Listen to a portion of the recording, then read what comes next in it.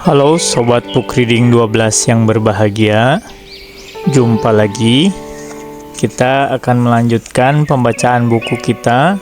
Pada kali ini kita akan membacakan buku yang berjudul Bidadari Surgawi, Pasangan Hidup Tak Semati, karya Miftah Fauzi Rahmat.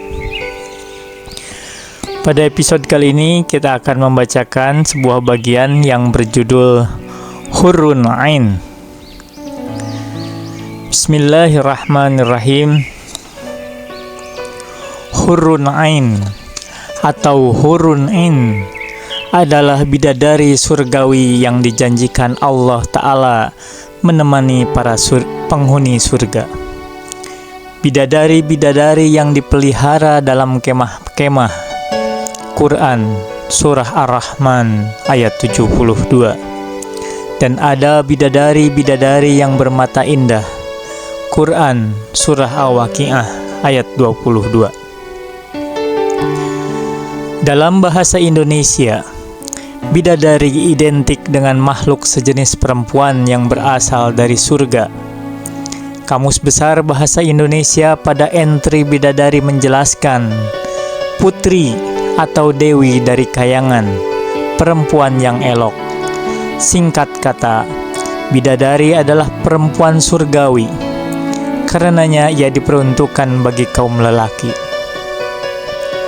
Bahkan, hadis-hadis yang berkisah tentang kenikmatan surga juga cenderung memanjakan kaum lelaki. Simak misalnya, rombongan yang pertama kali masuk surga, bentuk mereka seperti bentuk rembulan di malam purnama. Mereka tidak berludah, tidak beringus, tidak buang air.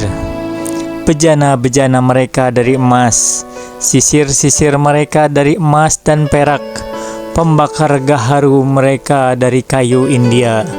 Keringat mereka beraroma misik, dan bagi setiap mereka dua orang istri yang terlihat sumsum betis mereka di balik daging karena kecantikan.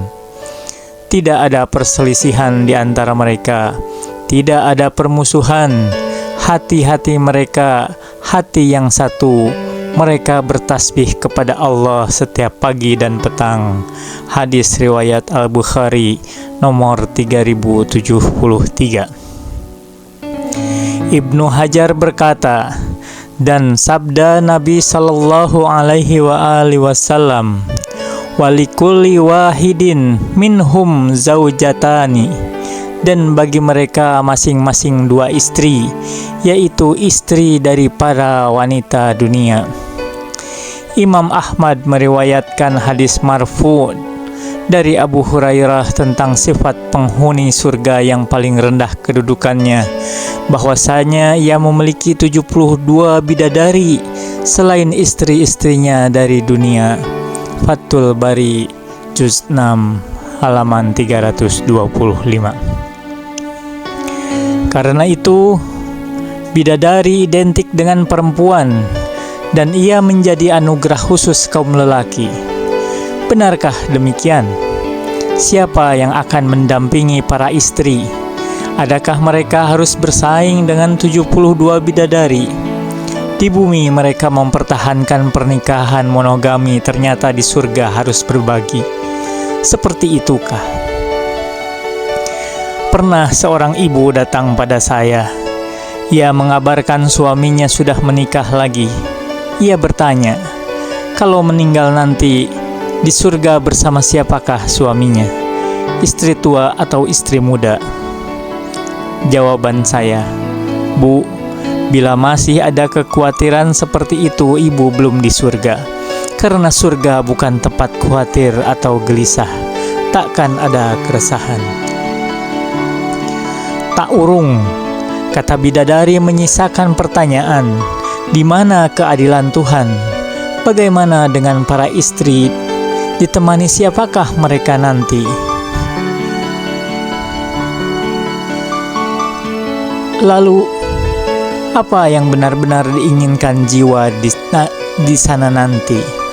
Bila seorang beroleh 72 bidadari selain istrinya di dunia, Akankah seorang istri juga beroleh 72 malaikat yang menemani selain suaminya? Gusti, bagaimana hal seperti itu bisa terjadi?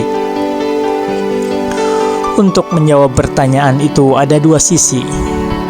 Pertama, secara bahasa. Kata hurun ain sebenarnya netral bagi mu'annas dan muzakkar. Kata itu digunakan baik bagi yang feminin maupun maskulin. Mungkin pilihan terjemahan kata dalam bahasa Indonesia yang membuatnya terkesan perempuan, atau penerjemah yang juga cenderung maskulin memahaminya. Terjemahan bahasa Inggris pun demikian. Ada yang menerjemahkan fair ones untuk Ar-Rahman 72 dan fair woman untuk Al-Waqi'ah 22. Padahal menurut kamus, kata hurun dan ain dapat digunakan untuk keduanya, bagi laki-laki maupun perempuan. Hurun adalah bentuk jamak dari ahwar untuk muzakkar dan haura untuk muannas. Pertanyaan menyusul berikutnya, masih adakah laki-laki dan perempuan di akhirat nanti? Adapun sisi kedua adalah memahami konteks bentuk lain atau yang disebut dengan ukhra. Akhirat bermakna yang lain. Ukhrawi selain sesuatu yang berkenaan dengan akhirat juga berarti yang lain. Semua wujud dan amalan akan menemukan bentuk lainnya nanti setelah kematian. Ketika berkisah tentang surga, Al-Quran tidak pernah membedakan gender, dan di surga terdapat segala sesuatu yang diinginkan oleh jiwa. Quran Surah Az-Zukhruf ayat 71. Al-Quran menggunakan kata anfus, jiwa atau diri. Terjemahan Kementerian Agama memilih kata hati. Jadi, nikmat di surga berlaku adil bagi laki-laki maupun perempuan. Semua jiwa beroleh apa yang diinginkannya. Di sini kita berpaling pada teladan dari keluarga Nabi Sallallahu Alaihi Wasallam. Sesungguhnya kenikmatan surga adalah perumpamaan saja. Quran Surah Ar-Ra'du ayat 35 dan Quran Surah Muhammad ayat 15 mengawali kenikmatan surga dengan kata masal, perumpamaan. Saya kutip dari terjemahan Quran Surah Muhammad ayat 15 berikut ini. Perumpamaan taman surga yang dijanjikan bagi orang yang bertakwa. Di sana ada sungai-sungai yang airnya tidak payau. Kenikmatan surgawi yang dikisahkan Al-Quran adalah perumpamaan, permisalan. Kenikmatan yang hakiki jauh lebih tinggi dari itu. Bagaimana dengan bidadari? Bagaimana dengan pasangan kita? Sayyid Abdul Husain dalam Atyab Al-Bayan fi Tafsiril Quran juz 1 halaman 474 menjelaskan bahwa pasangan orang yang beriman mempunyai kedudukan yang lebih tinggi dari hurun ain. Beliau mengutip riwayat ketika Ummu Salamah istri Rasulullah Sallallahu Alaihi Wasallam bertanya pada baginda Nabi Sallallahu Alaihi Wasallam, "Demi ayah dan ibuku ya Rasulullah, apakah aku memiliki keutamaan dibanding mereka hurun ain?" Baginda Nabi Sallallahu Alaihi Wasallam menjawab, "Benar, karena salat, puasa dan ibadah kalian kepada Allah Subhanahu wa Ta'ala." Biharul Anwar juz 2 halaman 213. Masih dari baginda Nabi Rasulullah Sallallahu Alaihi Wasallam, yang paling bahagia di antara kalian adalah ia yang ditemani oleh pasangannya di surga nanti. Terjemah Farsi Syarah Shihab Al-Akhbar halaman 246. Laki-laki beriman bagi perempuan yang beriman, perempuan yang beriman bagi laki-laki yang beriman pula. Biharul Anwar juz 8 halaman 215 kembali mengisahkannya. Sungguh, kalian para lelaki akan merindukan pasangan kalian, dan sesungguhnya pasangan kalian akan merindukan kalian. Inilah juga yang difirmankan Al-Quran, masuklah kalian ke dalam surga bersama pasangan kalian dalam keadaan bahagia. Quran Surah Az-Zukhruf ayat 70. Terjemahan Kementerian Agama memilih kata istri, sedangkan saya memilih kata pasangan. Bila istri artinya yang masuk surga memang para lelaki terlebih dahulu, lalu para istri mereka bergabung bersama. Tidak bisakah para suami yang justru ikut istrinya yang salehah? Mengapa saya terjemahkan kata zauj dengan pasangan? Karena zauj memang bermakna pasangan. Simak Al-Quran, dan segala sesuatu kami ciptakan berpasangan. Quran Surah Az-Zariyat ayat 49. Dan kami menciptakan kamu berpasang-pasangan. Quran Surah An-Naba ayat 8. Zauj adalah pasangan. Bahasa Arab punya kata yang sama untuk suami dan istri, dengan perbedaan huruf tak marbutoh, tanda perempuan di belakang. Zauj untuk suami dan zaujah untuk istri. Karenanya, hurun ain yang sejati justru adalah pasangan kita. Ia yang tingkat keruhaniannya sampai untuk itu. Mereka yang saling tolong-menolong dalam ketakwaan.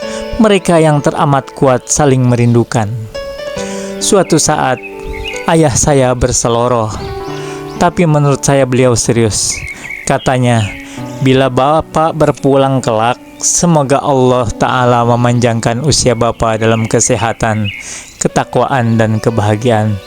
Tolong edit sedikit doa yang umum sering dibaca. Apa itu?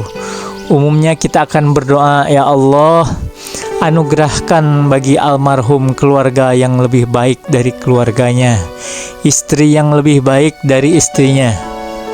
Ayah saya berharap agar doa itu diedit.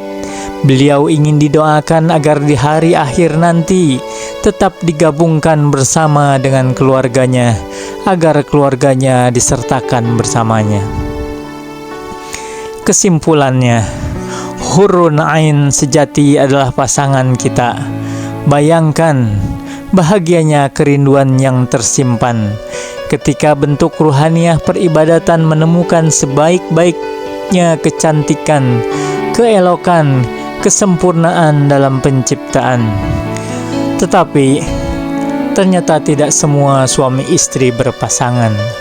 Al-Quran pun menggunakan ragam kata yang berbeda untuk istri selain pasangan, yaitu imro'ah, yang berarti perempuan atau istri.